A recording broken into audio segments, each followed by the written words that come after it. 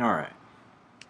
Okay, so throughout this month, there were a lot of different things that we learned, concepts and ways to do presentations and a bunch of stuff like that. And I kind of talked about this one already in the beginning of the month, but the one that I chose was basically putting your audience first.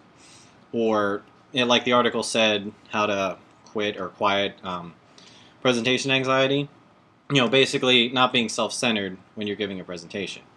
Because basically what that's about, it's pretty self-explanatory, but when you're doing a presentation, you're doing the presentation for the audience. You're not doing it for you. You want to make sure that when they're leaving, they're getting good information about it, maybe learning something that they want to look more into. Or like the one presenter in the second video we watched in the first week said, make them change the world or whatever like that. So you need to make sure that you're there for them and not focus so much on you. And the reason I picked this concept out of all of the ones that we've had, I mean, this has pretty much been a reoccurring theme as far as putting the audience first. But for me, I know that that's been my biggest issue.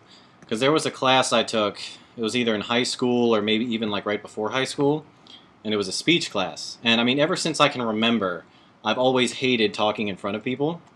And in this class, I think I did my speech on like the Lord of the Rings or something. I forget if it was on the books or the movies or whatnot, but I remember I had like the VHS tape set up and played a clip from the movie and all this kind of stuff. But the whole presentation, like I was nervous, stuttering, tripping over my words, even though I was taught to practice it and everything beforehand. That just didn't work.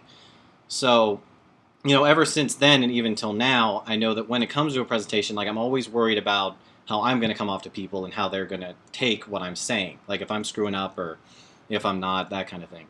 So even though I still have a long way to go as far as being concerned with that kind of thing, I think that's the concept that if I focus on it the most and actually get used to, focusing on the audience instead of me, that in the long run, it's really going to help me be better when I do presentations and stuff like that in the future.